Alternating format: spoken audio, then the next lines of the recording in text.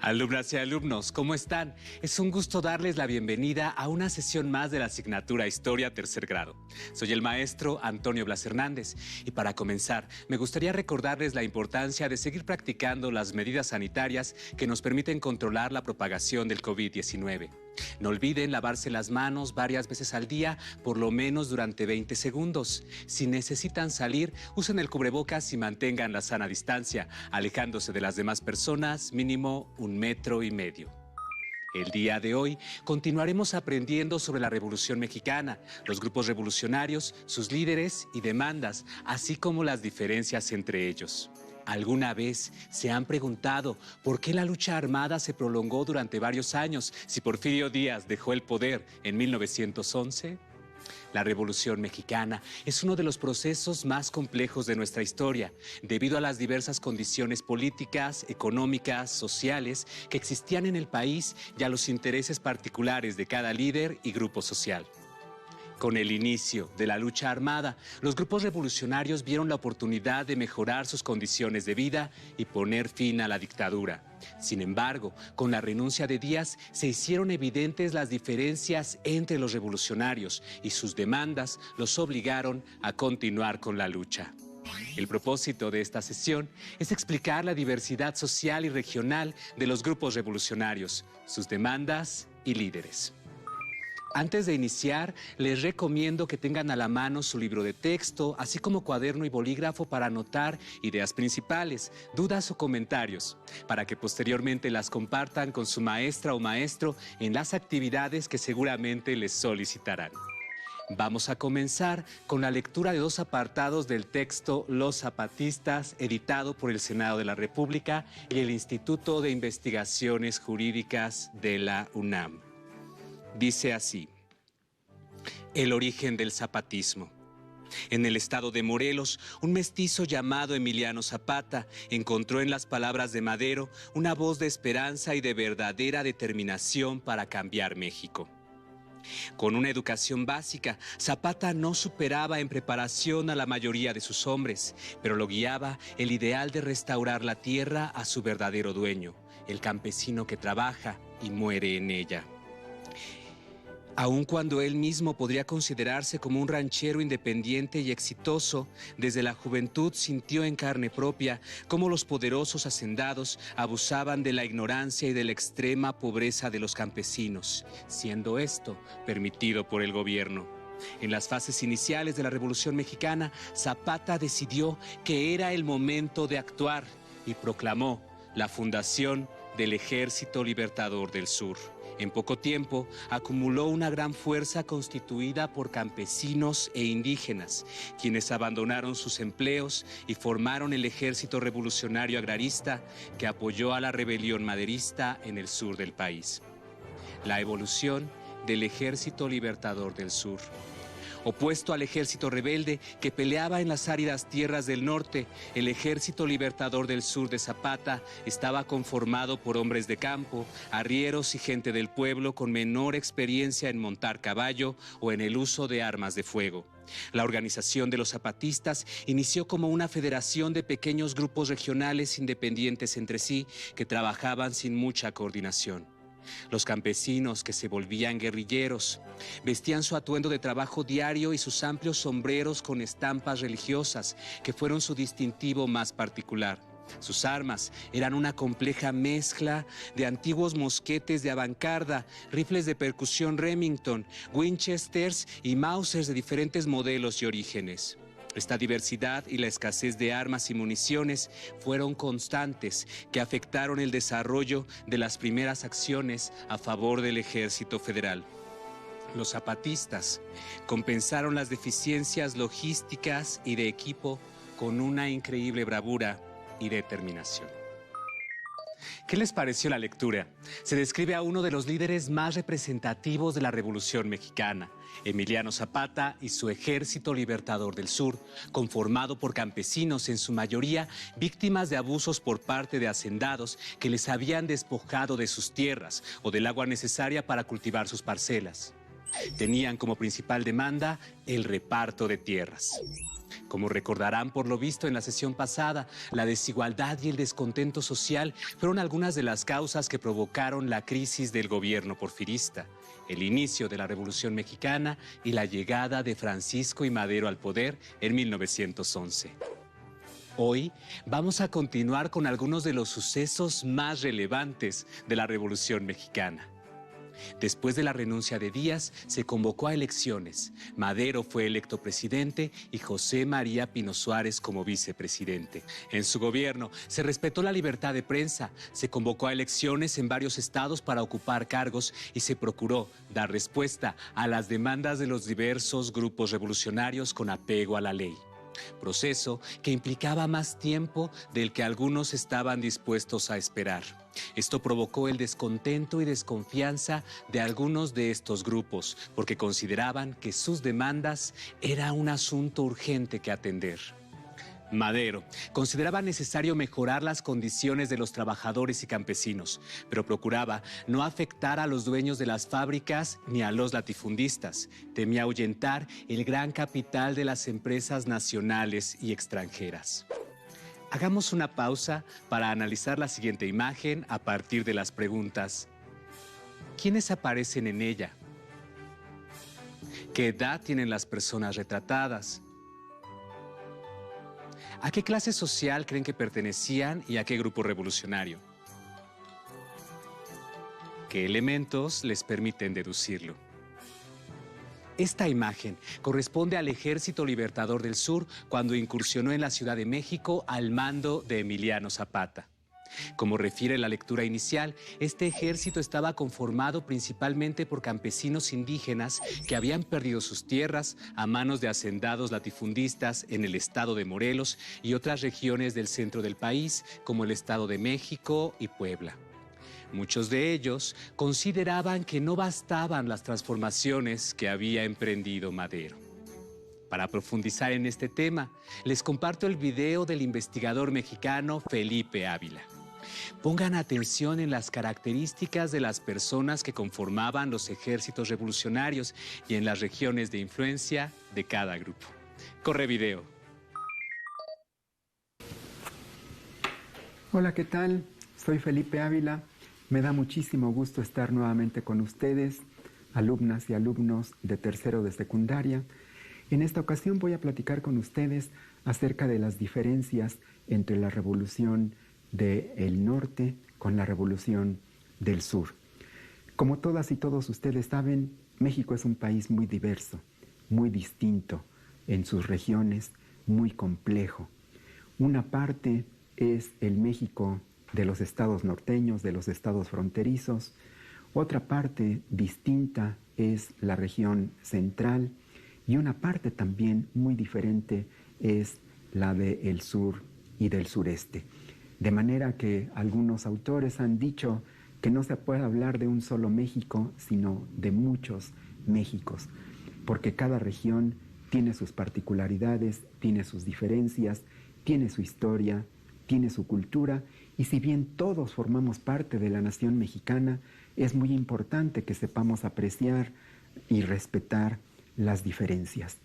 De manera que la Revolución Mexicana tiene una connotación muy distinta en el norte, porque para empezar, los grupos sociales que forman los ejércitos revolucionarios en el norte tienen una composición social, una composición étnica, una composición cultural y una connotación histórica distinta. En el norte de la República, en buena medida una región árida, semiseca, semidesértica, con poca agua, con pocas comunidades indígenas originarias, con grandes extensiones de tierra, con latifundios que eran de los más gigantescos que había en México desde la etapa virreinal, se dio una participación masiva de los grupos sociales que forman parte de esta importante región. ¿Quiénes participaron en el norte? En el norte participaron rancheros, pequeños propietarios agrícolas, pequeños y medianos ganaderos, mineros, ferrocarrileros, gente de las ciudades, profesores, estudiantes y desde luego algunas comunidades indígenas, como los yaquis y los mayos del estado de Sonora, como los indios Oquila de Durango. Y también muchas clases medias de los estados, sobre todo de las principales ciudades del norte de la República. En el sur hay una concentración mucho mayor de población indígena, de población afrodescendiente.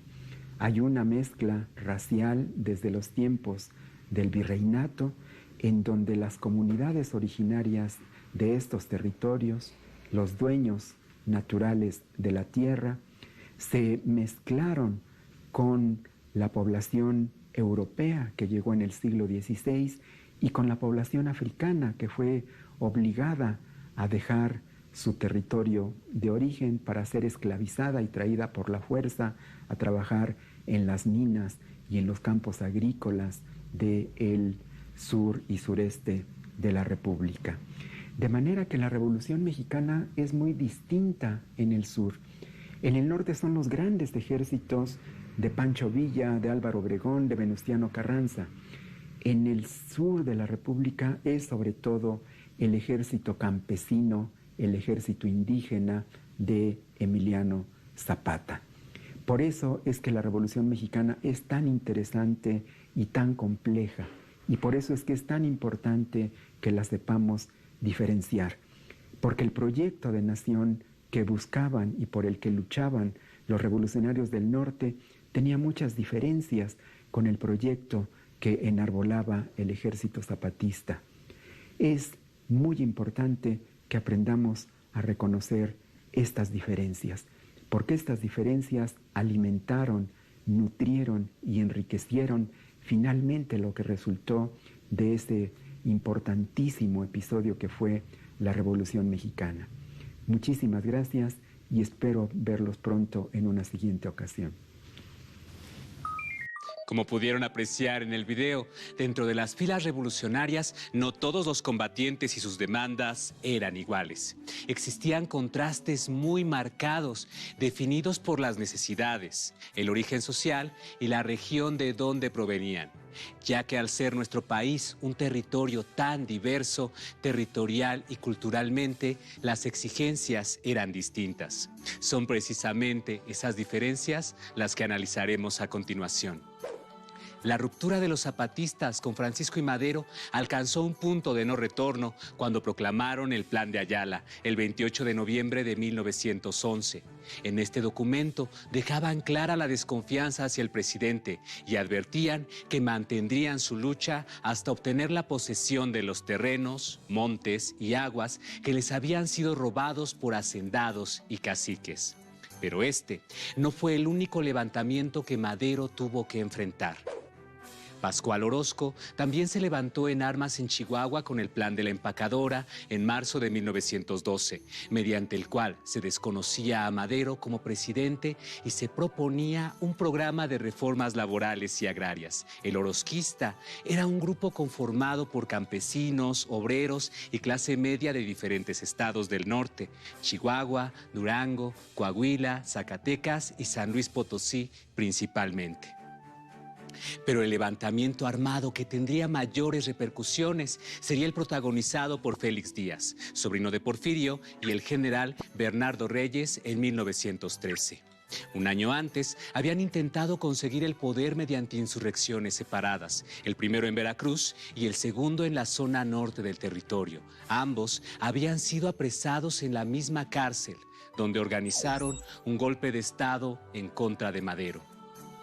Su plan original era que Reyes ocupara la presidencia, pero este murió el 9 de febrero al iniciar la revuelta, así que Félix Díaz se hizo cargo de la insurrección y buscó aliarse con otros inconformes. Madero había comisionado al antiguo general porfirista Victoriano Huerta para controlar la situación, pero Huerta pronto negoció con los golpistas para derrocar a Madero, apoyado por el embajador estadounidense Henry Lane Wilson. La Ciudad de México fue testigo durante 10 días del ataque en contra del poder legalmente establecido y se ha denominado a este periodo la Decena Trágica.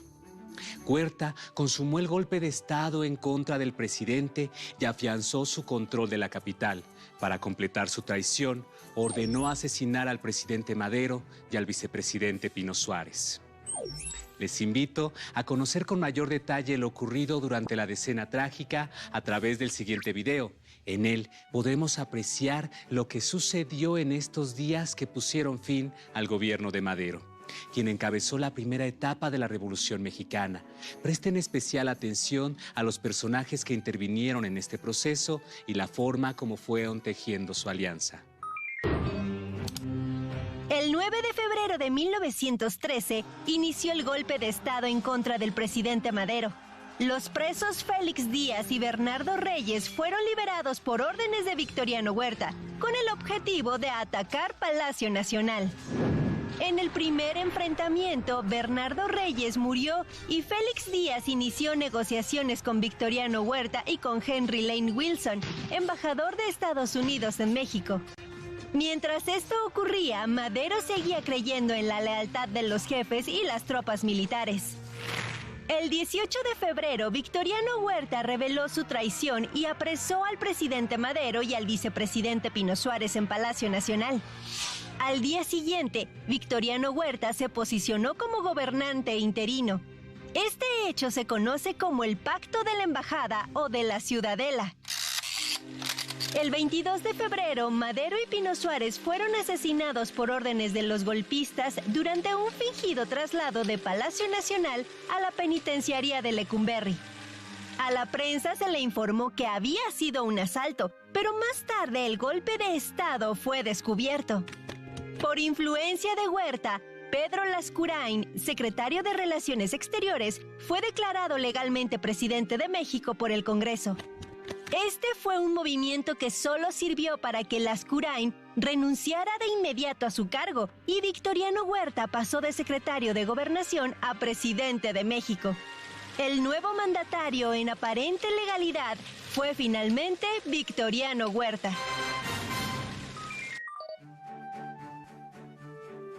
Una vez en el poder, Victoriano Huerta logró lo que parecía imposible: unir a casi todos los líderes revolucionarios, pero en su contra. En marzo de 1913, Venustiano Carranza proclamó el Plan de Guadalupe, por el cual se autonombró primer jefe del ejército constitucionalista y declaró su intención de luchar contra Huerta. Mientras tanto, Zapata continuó con el levantamiento armado que inició durante el gobierno de Madero y se negó a deponer las armas, manifestándose en contra de Huerta. Por su parte, Francisco Villa se unió al ejército constitucionalista junto con otros generales provenientes del norte como Álvaro Obregón y Plutarco Elías Calles. Pascual Orozco, por su parte, combatió en favor de Victoriano Huerta. La lucha fue muy sangrienta, pero el avance contra Huerta se dio de manera firme. Mientras el Ejército Libertador del Sur asediaba los territorios cercanos a la capital desde su centro de operaciones en Cuautla, Morelos, Villa y Carranza avanzaban sobre Zacatecas y Coahuila, controlando los yacimientos de carbón, combustible indispensable para el funcionamiento de los trenes, que eran el medio de transporte más eficiente para los revolucionarios. Por su parte, Álvaro Obregón desplegó sus tropas sin tropiezos por el occidente de México. Huerta estaba siendo acorralado por sus contrincantes, pero lo que propició su caída fue la intervención del ejército norteamericano ordenada por el presidente Woodrow Wilson, el cual se apoderó de la aduana del puerto de Veracruz y no abandonó el territorio hasta que Huerta aceptó renunciar a la presidencia en julio de 1914. Con la renuncia de Huerta, los problemas entre los principales líderes resurgieron y quedó claro que el país se encontraba dividido entre varias facciones, aunque las más influyentes fueron tres: villistas, zapatistas y constitucionalistas.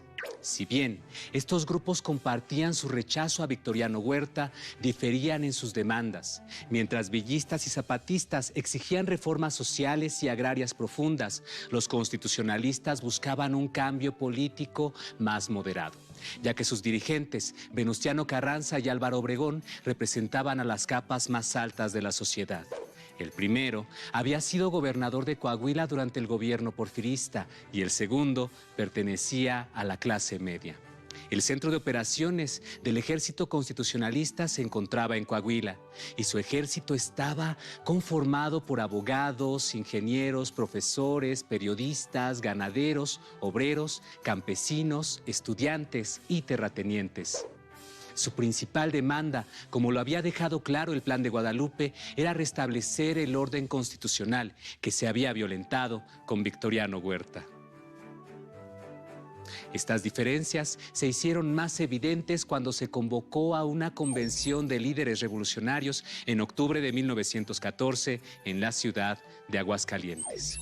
Villa, Zapata y Felipe Ángeles, este último general leal a Madero hasta el final, exigían el reconocimiento del Plan de Ayala y sus demandas, así como la renuncia de Venustiano Carranza y la elección de otro presidente. Carranza no aceptó y desconoció a la convención que había nombrado a Eulalio Gutiérrez como nuevo presidente de la República. Carranza marchó rumbo a Veracruz, apoyado por los principales generales constitucionalistas como Álvaro Obregón. Por su parte, el ejército de la convención, encabezado por Emiliano Zapata y Francisco Villa, entró a la Ciudad de México para que el nuevo gobierno pudiera establecerse formalmente. Empezó así una nueva etapa del movimiento armado, la lucha entre convencionistas y constitucionalistas, la etapa más violenta de todo el proceso revolucionario. En Veracruz, Carranza se dio cuenta de que necesitaba dar un sentido social al Plan de Guadalupe y aceptó incluir el reparto de tierras y garantizar derechos laborales a los trabajadores, aunque en un tono mucho más sutil que el que demandaban sus opositores. Esta actitud poco a poco le fue ganando apoyo de otros sectores sociales. Mientras tanto, los convencionistas enfrentaron serias dificultades. Por un lado, la alianza entre Zapata y Villa no significó una integración de sus ejércitos ni la puesta en marcha de campañas en común. Así, Zapata se concentró en Morelos, mientras que Villa tuvo que dividir a su ejército por todo el territorio. Por otro lado, el gobierno de Eulalio Gutiérrez fracasó ante el acoso de los constitucionalistas y los siguientes presidentes elegidos por la convención, Roque González Garza y Francisco Lagos Cházaro, tampoco pudieron consolidar un gobierno. Carranza supo aprovechar su estadía en Veracruz. Controló la aduana del puerto y la exportación del petróleo y de la industria nequenera de Yucatán, que le proporcionaron recursos para conformar un ejército mejor armado. Los generales constitucionalistas poco a poco cambiaron la balanza y la derrota de Villa en Celaya ante las fuerzas de Álvaro Obregón les garantizó el triunfo. Como revisamos a lo largo de la sesión, el gobierno de Francisco I. Madero fue breve, por lo que no pudo concretar las reformas sociales exigidas. Además, no realizó cambios en las cúpulas militares y entre políticos porfiristas, quienes no tardaron en darle la espalda y confabular en su contra para asesinarlo y colocar a Victoriano Huerta en el poder. Zapata, Villa y Carranza, apoyados por generales de gran talento como Álvaro Obregón, desconocieron a Huerta y unieron fuerzas para combatirlo. Después de que Huerta abandonó el país, se hicieron evidentes una vez más las diferencias entre las demandas y los intereses de los distintos grupos revolucionarios. Mientras Emiliano Zapata exigía el reparto de tierras y el derecho de los campesinos al agua en Morelos, Francisco Villa, cuyo principal bastión estaba en Chihuahua, pretendía repartir las enormes riquezas de las familias más poderosas del estado, pero era partidario de respetar la propiedad privada. Por su parte, Álvaro Obregón y Venustiano Carranza, al representar los intereses de las clases medias y altas, no eran partidarios de cambios sociales profundos. Cuando Villa y Zapata se unieron en la Convención de Aguascalientes, se enfrentaron a Carranza. Así inició una nueva etapa de la lucha armada que terminaría con la derrota de Villa y Zapata. La Convención de Aguascalientes contribuyó a que Carranza integrara las demandas sociales de los campesinos y trabajadores, mismas que pocos años después quedaron plasmadas en un nuevo texto constitucional. Ahora es momento de proponerles un reto. Elaboren un mapa y destaquen con un color específico la zona de influencia de cada grupo revolucionario del que hemos hablado en esta sesión. Alrededor del mapa, escriban en un recuadro las principales características de cada uno de los ejércitos. Para superar el reto, pueden consultar la información de su libro de texto de historia tercer grado en el tema revisado. Listo, terminamos, pero aún nos queda mucho por explorar y descubrir, así que nos vemos pronto, solo aquí, en Aprende en Casa. Hasta la próxima. Si tienes dudas o necesitas ayuda, llama al Centro de Apoyo Pedagógico a Distancia. El número de teléfono para secundaria es el 55 36 01 71 23. Si requieres consultar los libros de texto en versión digital, recuerda que los puedes encontrar en la página conalitec.cep.gov.mx. Y recuerda que también cuenta